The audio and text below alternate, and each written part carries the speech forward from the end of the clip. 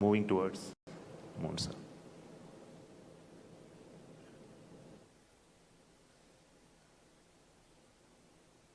So these images take a lot of time to come to Earth because data rate and processing.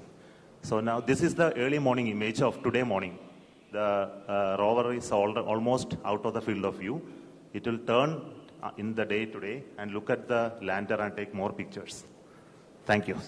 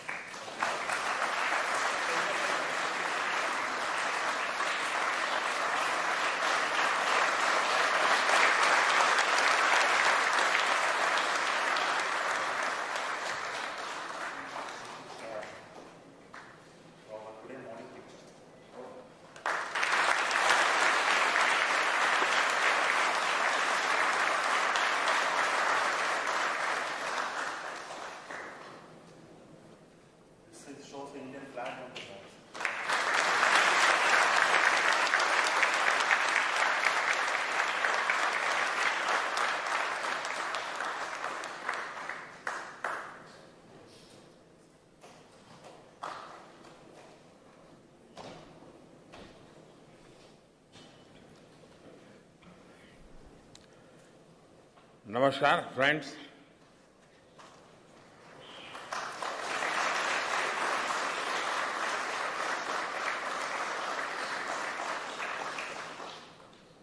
आप सभी के बीच आकर आज एक अलग ही खुशी महसूस कर रहा हूं। शायद ऐसी खुशी बहुत रेयर ओकेजन होते हैं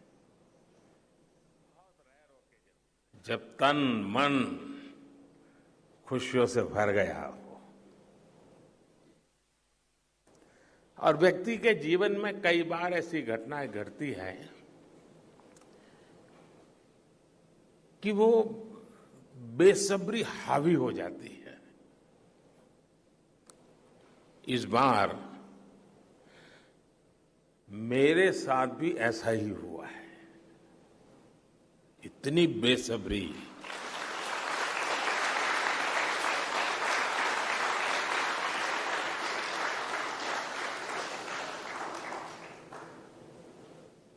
मैं साउथ अफ्रीका में था, फिर ग्रीस का कार्यक्रम था तो वहां चला गया, लेकिन मेरा मन पूरी तरह आपके साथ ही लगा हुआ था।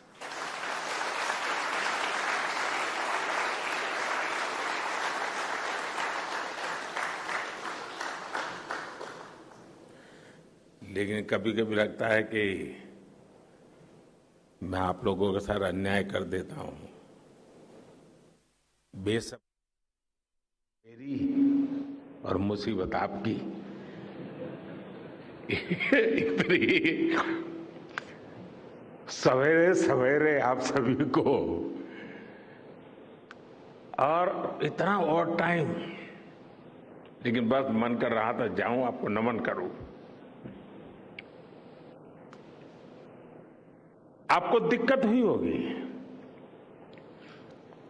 लेकिन मैं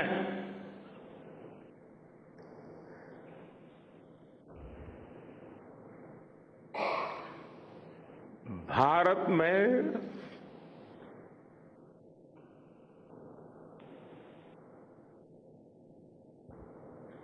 आते ही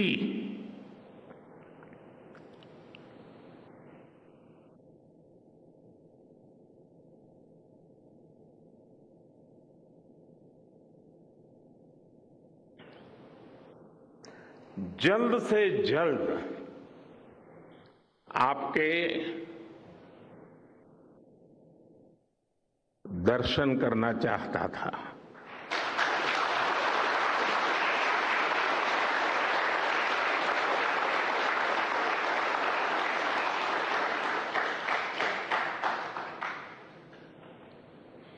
आप सबको सैल्यूट करना चाहता था।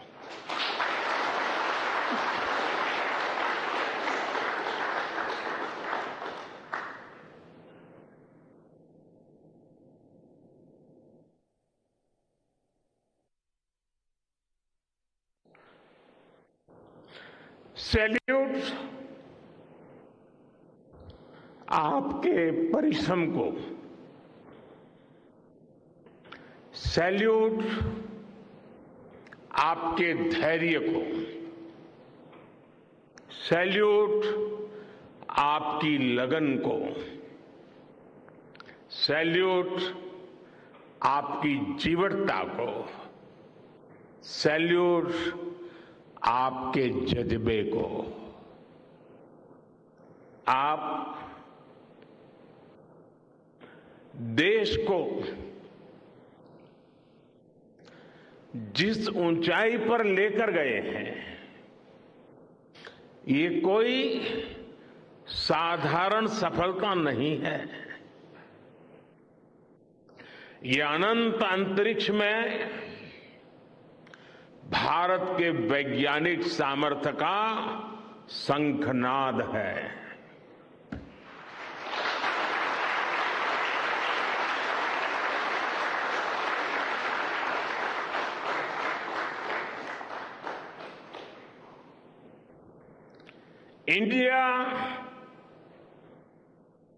India is on the moon.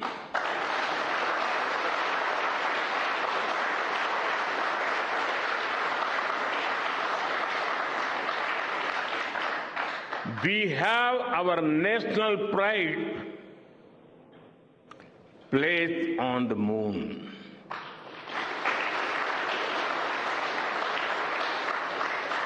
हम वहां पहुंचे जहां कोई नहीं पहुंचा था। हमने वो किया जो पहले कभी किसी ने नहीं किया था। ये आज का भारत है, निर्भीक भारत, जुझारू भारत।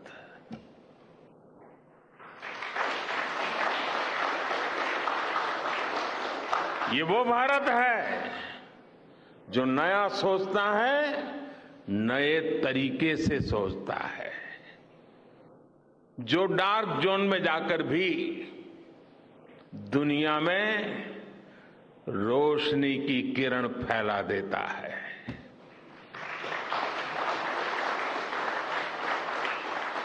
21वीं सदी में यही भारत दुनिया की बड़ी बड़ी समस्याओं का समाधान करेगा। मेरी आंखों के सामने 23 अगस्त का वो दिन, वो एक एक सेकंड बार बार घूम रहा है। जब टचडाउन कंफर्म हुआ तो जिस तरह यहां इसरो सेंटर में पूरे देश में लोग उछल पड़े, वो दृश्य कौन भूल सकता है। कुछ स्मृतियां अमर हो जाती है। वो पल अमर हो गया। वो पल इस सदी के सबसे प्रेरणादायी क्षणों में से एक है। हर भारतीय को लग रहा था कि विजय उसकी अपनी है।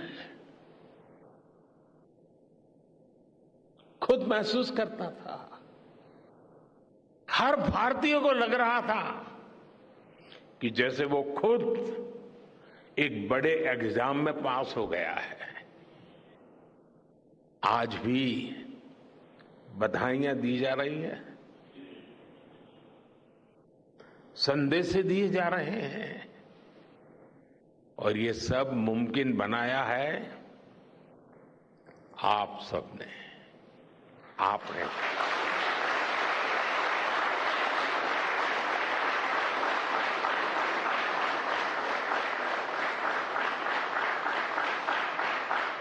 देश के मेरे वैज्ञानिकों ने ये मुमकिन बनाया है। मैं आप सबका जितना गुणगान करूं वो कम है, मैं आपकी जितनी सराहना करूं वो कम है। साथियों, मैंने वो फोटो देखी जिसमें हमारे मून लैंडर ने अंगद की तरह चंद्रमा पर मजबूती से अपना पैर जमाया हुआ है।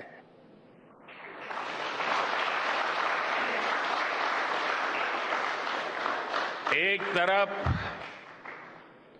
विक्रम का विश्वास है तो दूसरी तरफ प्रज्ञान का पराक्रम है।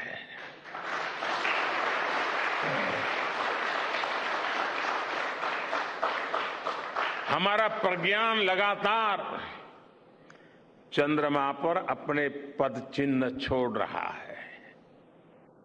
अलग अलग कैमरों से ली गई जो तस्वीरें अभी रिलीज हुई और मुझे देखने का सौभाग्य मिला, वो अद्भुत है। मानव सभ्यता में पहली बार धरती के लाखों साल के इतिहास में पहली बार उस स्थान की तस्वीर मानव अपनी आंखों से देख रहा है, और ये तस्वीर दुनिया को दिखाने का काम भारत ने किया है।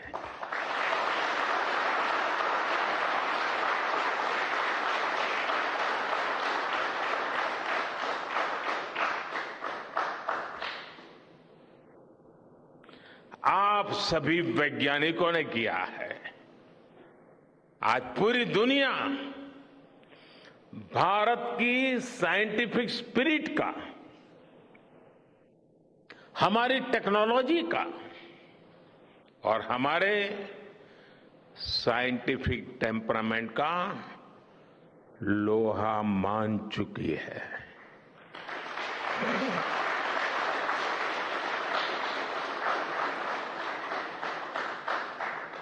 चंद्रयान महाअभियान सिर्फ भारत की नहीं बल्कि पूरी मानवता की सफलता है।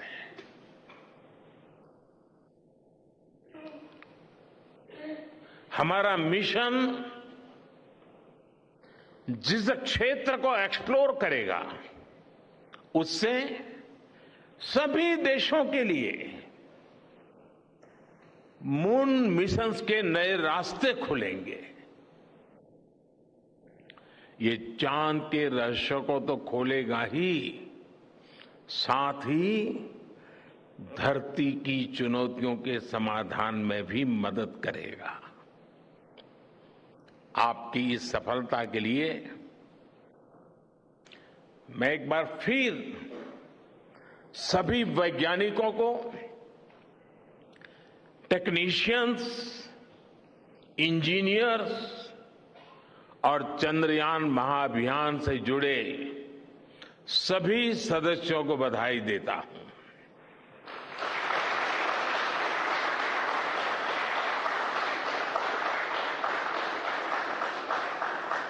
मेरे परिवारजनों, आप जानते हैं कि स्पेस मिशंस के टच डाउन पॉइंट को एक नाम दिए जाने की वैज्ञानिक परंपरा है। चंद्रमा के जिस हिस्से पर हमारा चंद्रयान उतरा है, भारत ने उस स्थान के भी नामकरण का फैसला लिया है।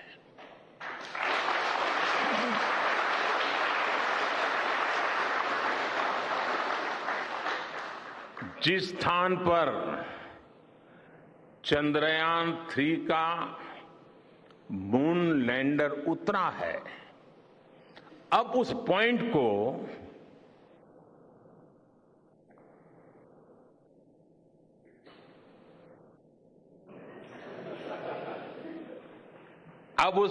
को शिव शक्ति के नाम से जाना जाएगा।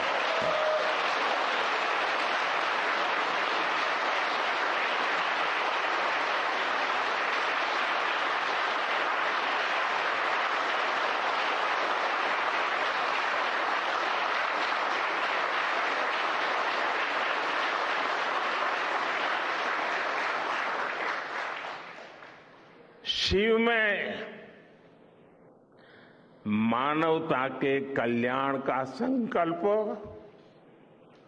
समाहित है और शक्ति से हमें उन संकल्पों को पूरा करने का सामर्थ्य मिलता है। चंद्रमा का शिव शक्ति पॉइंट हिमालय से कन्याकुमारी से जुड़े होने का बोध कराता है।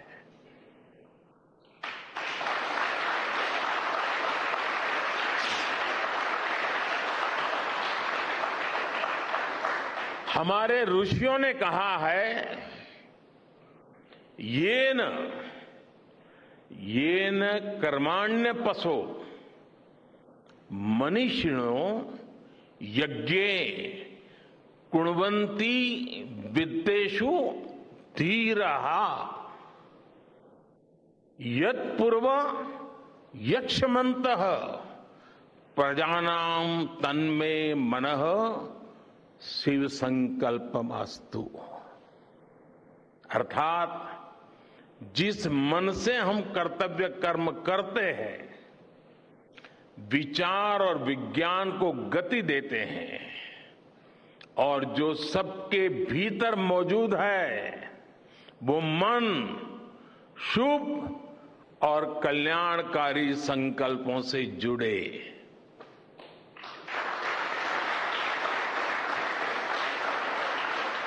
मन के इन शुभ संकल्पों को पूरा करने के लिए शक्ति का आशीर्वाद अनिवार्य है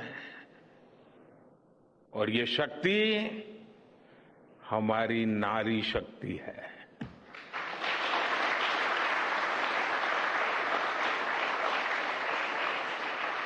हमारी माताएं बहनें हैं।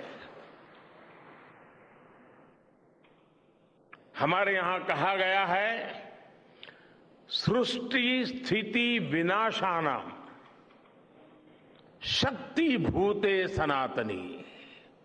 अर्थात निर्माण से प्रलय तक पूरी सृष्टि का आधार नारी शक्ति ही है।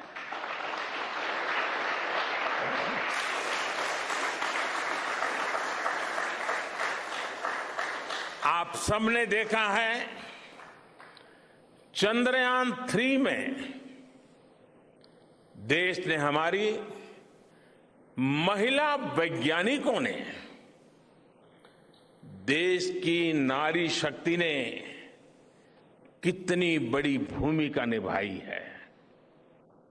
चंद्रमा का शिव शक्ति पॉइंट सदियों तक भारत के इस वैज्ञानिक और दार्शनिक चिंतन का साक्षी बनेगा।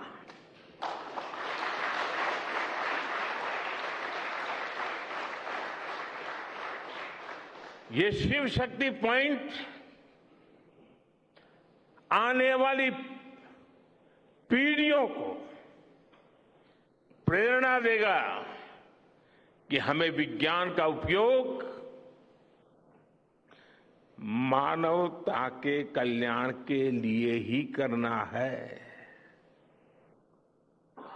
मानवता का कल्याण, यही हमारा सुप्रीम कमिटमेंट है। साथियों, एक और नामकरण काफी समय से लंबित है। 4 साल पहले जब चंद्रयान-2 चंद्रमा के पास तक पहुंचा था, जहां उसके पदचिन्ह पड़े थे, तब ये प्रस्ताव था कि उस स्थान का नाम तय किया जाए। लेकिन उन परिस्थितियों में निर्णय लेने के स्थान पर हमने प्रण लिया कि जब चंद्रयान-3 सफलतापूर्वक चांद पर पहुंचेगा, तब हम दोनों पॉइंट का नाम एक साथ रखेंगे।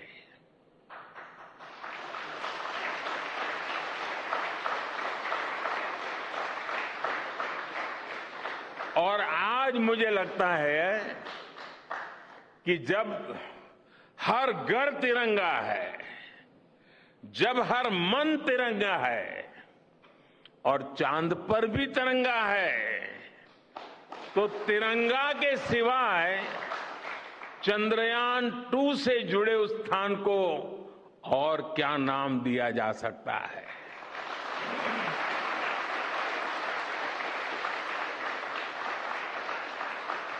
इसलिए चंद्रमा के जिस स्थान पर चंद्रयान-2 ने अपने पदचिन्ह छोड़े हैं, वो पॉइंट अब तिरंगा कहलाएगा।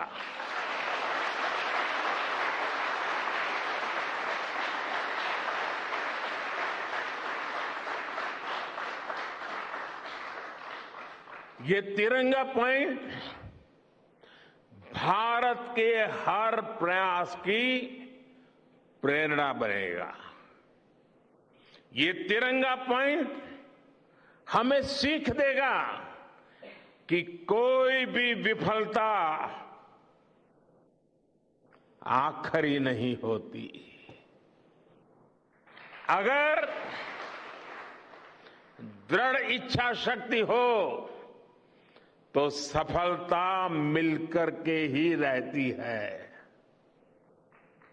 यानी मैं फिर दोहरा रहा हूं, चंद्रयान-2 के पदचिन्ह जहां है, वो स्थान आज से तिरंगा पॉइंट कहलाएगा। और जहां पर चंद्रयान-3 का मून लैंडर पहुंचा है, वो स्थान आज से शिव शक्ति पॉइंट कहलाएगा।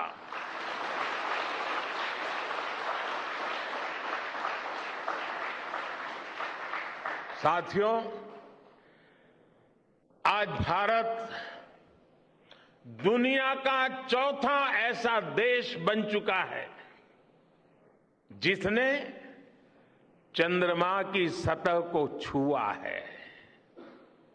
ये सफलता तब और अधिक बड़ी हो जाती है जब हम ये देखते हैं कि भारत ने अपनी यात्रा कहां से शुरू की थी।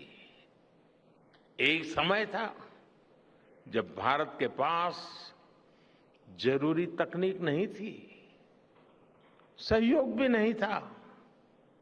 हमारी गिनती थर्ड वर्ल्ड यानी थर्ड रो में खड़े देशों में होती थी। थर्ड वर्ल्ड थर्ड रो में खड़े हुए लोगों में होती थी। वहां से निकलकर आज भारत दुनिया की 5वीं सबसे बड़ी अर्थव्यवस्था बना है।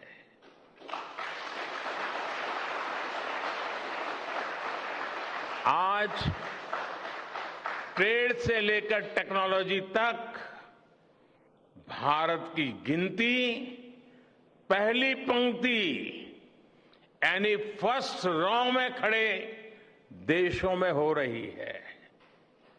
यानी थर्ड रॉ से फर्स्ट रॉ तक इस यात्रा में इसरो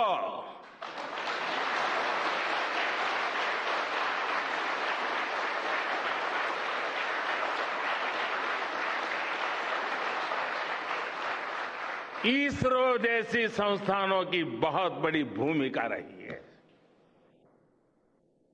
आपने आज मेक इन इंडिया को चांद तक पहुंचा दिया है।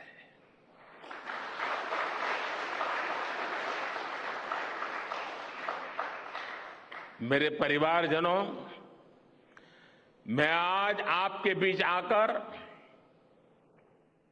विशेष तौर पर देशवासियों को आपकी मेहनत के बारे में बताना चाहता हूं। जो मैं बातें बता रहा हूं वो आपके लिए नई नहीं है, लेकिन आपने जो किया है, जो साधना की है, वो देशवासियों को भी पता होना चाहिए। भारत के दक्षिण हिस्से से चंद्रमा के दक्षिणी ध्रुव तक चंद्रयान की ये यात्रा आसान नहीं थी। मून लैंडर की सॉफ्ट लैंडिंग सुनिश्चित करने के लिए हमारे वैज्ञानिकों ने इसरो की रिसर्च फैसिलिटी में आर्टिफिशियल मून तक बना डाला। इस आर्टिफिशियल मून पर विक्रम लैंडर को अलग अलग तरीके से सरफेस पर उतारकर उसका टेस्ट किया गया था।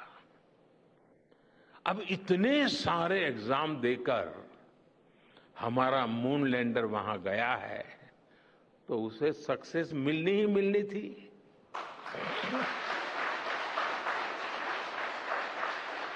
साथियों, आज जब मैं देखता हूं कि भारत की युवा पीढ़ी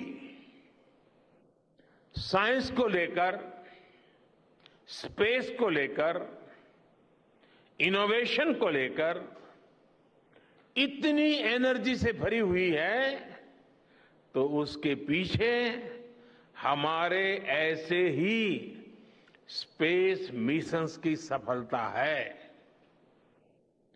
मंगलयान की सफलता ने, चंद्रयान की सफलता ने, गगनयान की तैयारी ने देश की युवा पीढ़ी को एक नया मिजाज दे दिया है। आज भारत के छोटे छोटे बच्चों की जुबान पर चंद्रयान का नाम है। आज भारत का हर बच्चा आप वैज्ञानिकों में अपना भविष्य देख रहा है। इसलिए आपकी उपलब्धि सिर्फ ये नहीं है कि आपने चांद पर तिरंगा लहराया, लेकिन आपने एक और बड़ी उपलब्धि हासिल की है, और वो उपलब्धि है भारत की पूरी पीढ़ी को जागृत करने की, उसे नई ऊर्जा देने की।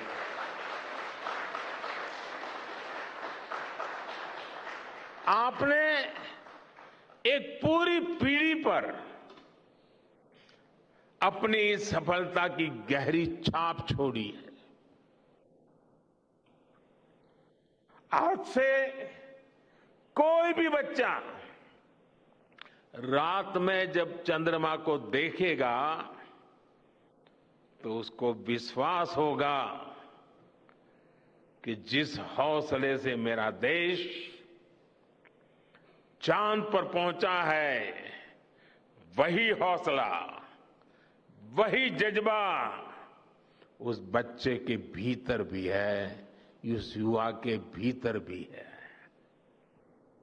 आज आपने भारत के बच्चों में आकांक्षाओं के जो बीज बोए हैं, कल वो वट वृक्ष बनेंगे और विकसित भारत की नींव बनेंगे।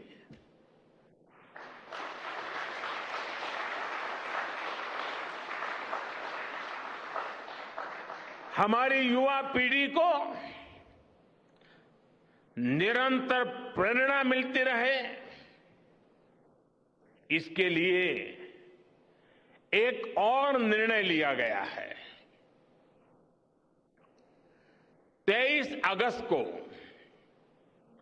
जब भारत ने चंद्रमा पर तिरंगा फहराया, उस दिन को अब हिंदुस्तान नेशनल स्पेस डे के रूप में मनाया जाएगा।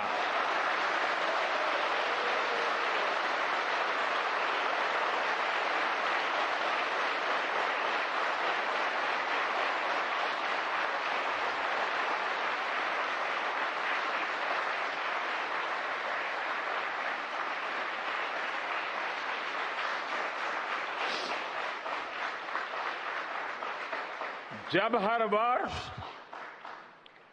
National space day science, technology और इनोवेशन की स्पिरिट को सेलिब्रेट करेगा, हमें हमेशा हमेशा के लिए प्रेरित करता रहेगा।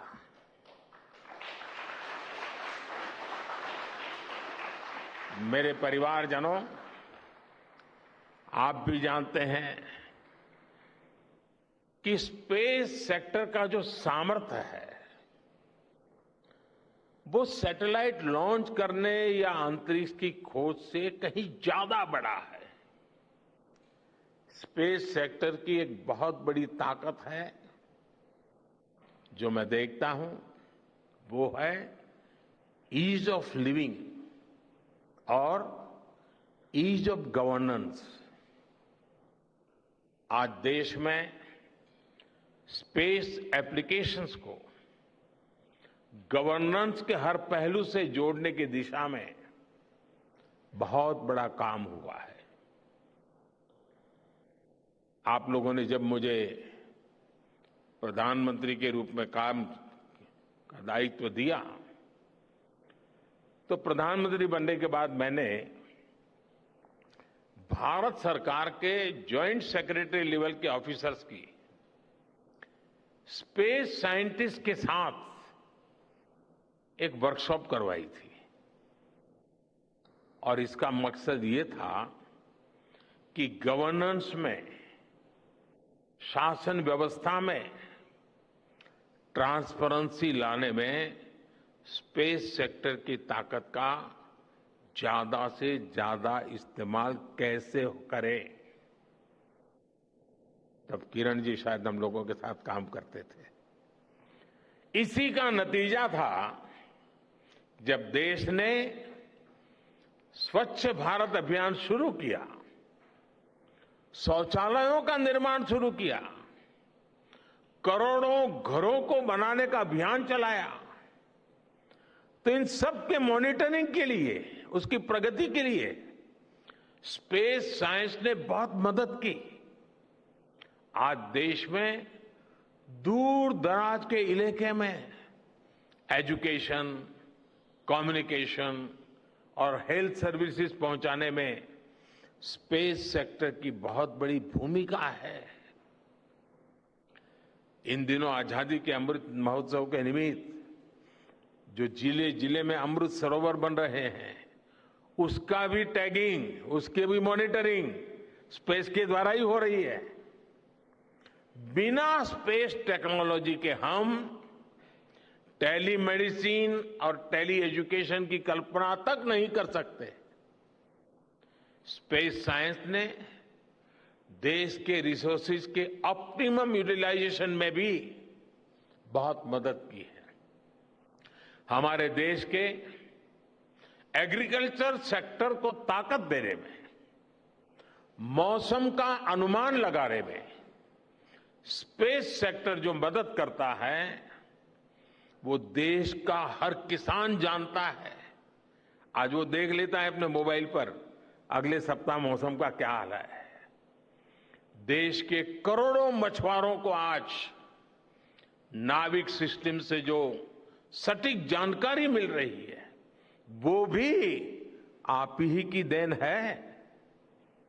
आज जब देश में बाढ़ आती है, कोई प्राकृतिक आपदा आती है, भूकंप आता है, तो हालात की गंभीरता का पता लगाने में आप सबसे पहले आगे आते हैं।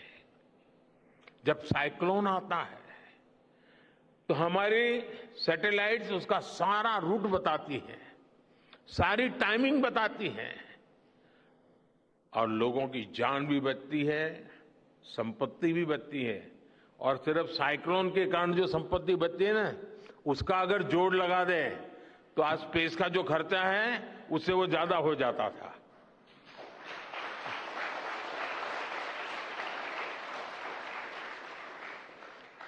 हमारे PM GatiShakti national master plan का आधार भी स्पेस टेक्नोलॉजी ही है। और आज दुनिया भारत के इस गतिशक्ति प्लेटफॉर्म का अध्ययन कर रही है कि प्लानिंग और मैनेजमेंट में ये प्लेटफॉर्म कितना उपयोगी हो सकता है। इससे प्रोजेक्ट्स की प्लानिंग, एजुकेशन और मॉनिटरिंग में काफी मदद मिल रही है। समय के साथ बढ़ता हुआ स्पेस एप्लीकेशन का ये दायरा हमारे युवाओं के लिए अपॉर्चुनिटीज भी बढ़ा रहा है, अवसर बढ़ा रहा है।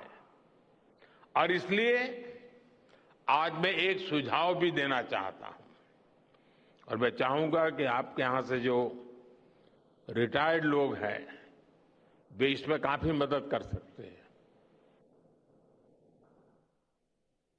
अब ये मत बोलिएगा कि इतनी सुबह सुबह मोदी जी यहां आए और कुछ काम भी दे करके जा रहे हैं। साथियों, मैं चाहूंगा कि इसरो केंद्र सरकार के विभिन्न मंत्रालय और राज्य सरकारें मिलकर गवर्नेंस में स्पेस टेक्नोलॉजी पर एक नेशनल हैकाथॉन का आयोजन करें।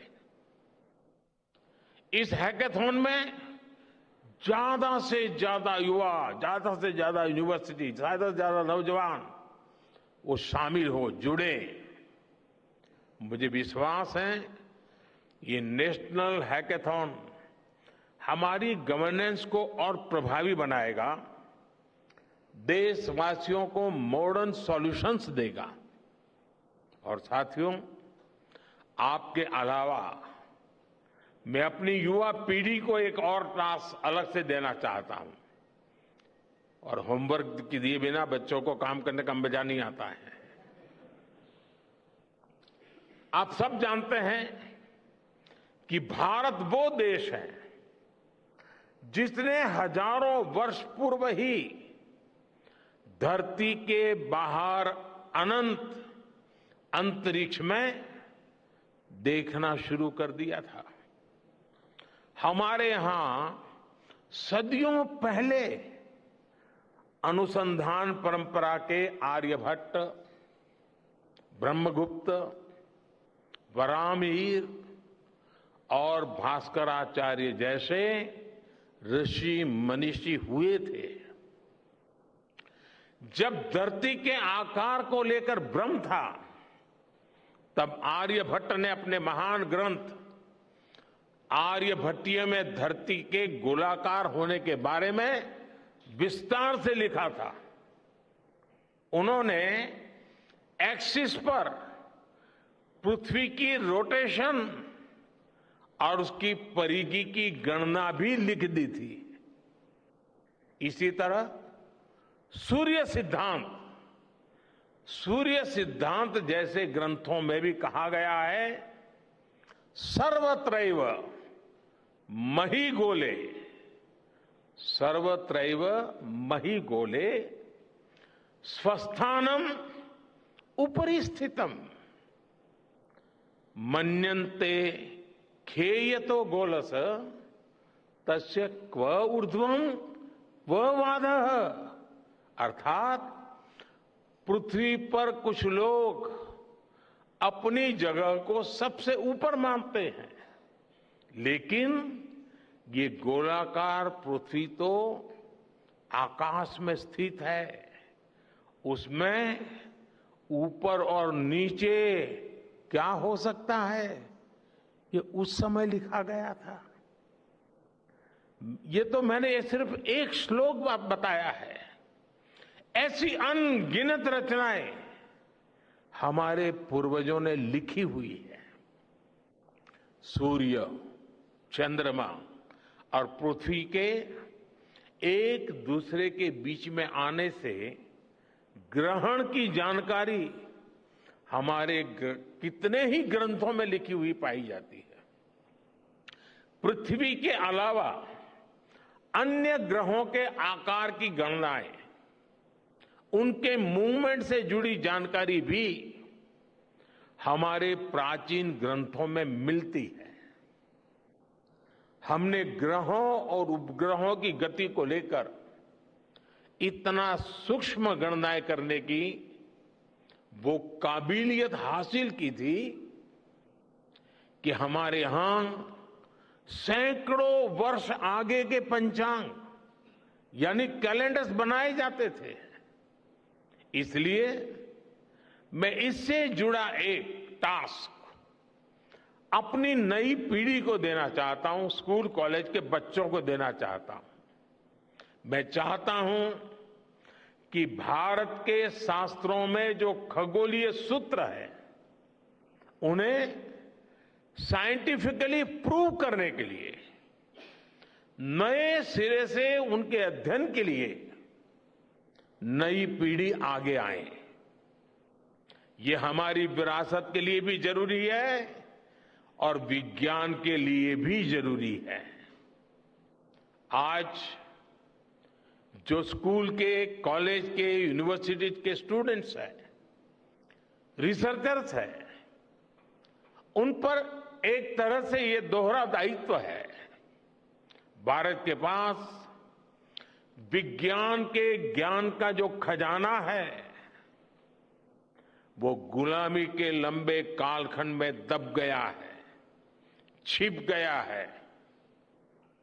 आजादी के इस अमृत काल में हमें इस खजाने को भी खंगालना है, उस पर रिसर्च करनी है और दुनिया को भी बताना है। दूसरा दायित्व ये कि हमारी युवा पीढ़ी को आज के आधुनिक विज्ञान, आधुनिक टेक्नोलॉजी को नए आयाम देने हैं। समंदर की गहराइयों से लेकर आसमान की ऊंचाई तक, आसमान की ऊंचाई से लेकर अंतरिक्ष की गहराई तक आपके लिए करने के लिए बहुत कुछ है। आप डीप अर्थ को भी देखिए और साथ ही डीप सी को भी एक्सप्लोर करिए। आप नेक्स्ट जनरेशन कंप्यूटर बनाइए और साथ ही जेनेटिक इंजीनियरिंग में भी अपना सिक्का जमाइए।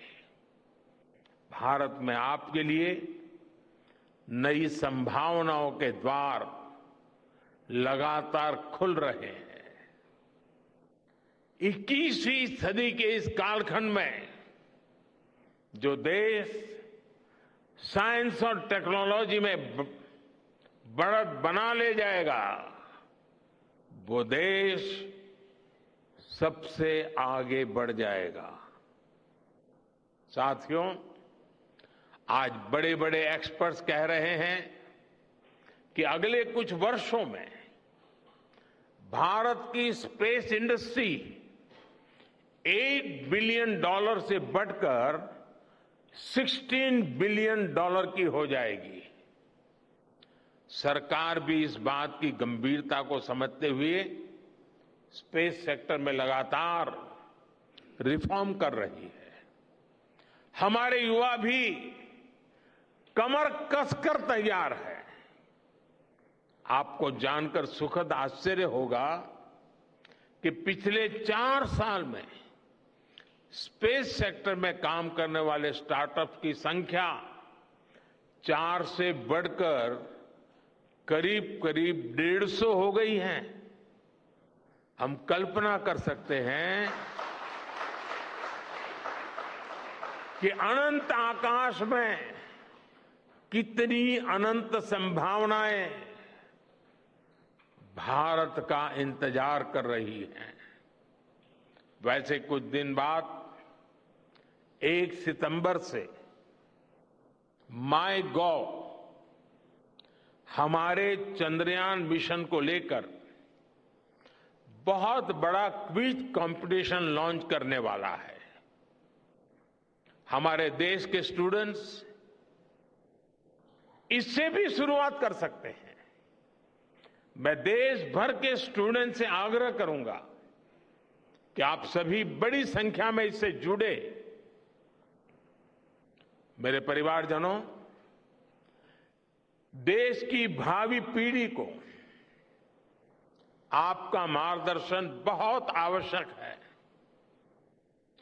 आप जो इतने सारे इंपॉर्टेंट मिशंस पर काम कर रहे हैं, वो आने वाली पीढ़ी ही आगे ले जाने वाली है। आप उन सभी के रोल मॉडल हैं।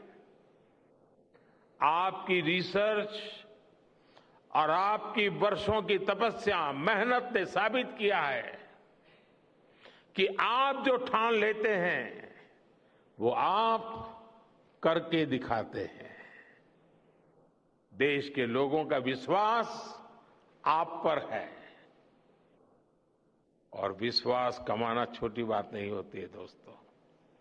आपने अपनी तपस्या से विश्वास कमाया है।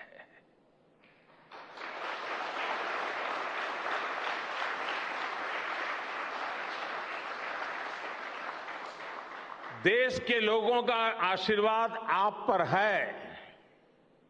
इसी आशीर्वाद की ताकत से,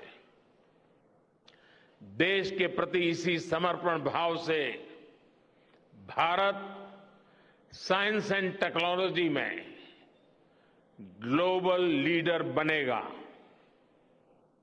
और मैं आपके बीच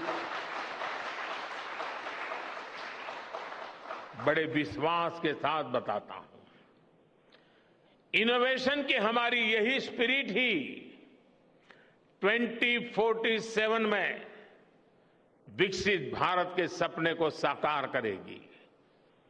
इसी विश्वास के साथ मैं फिर एक बार आप सबके दर्शन करके पावन हुआ हूं।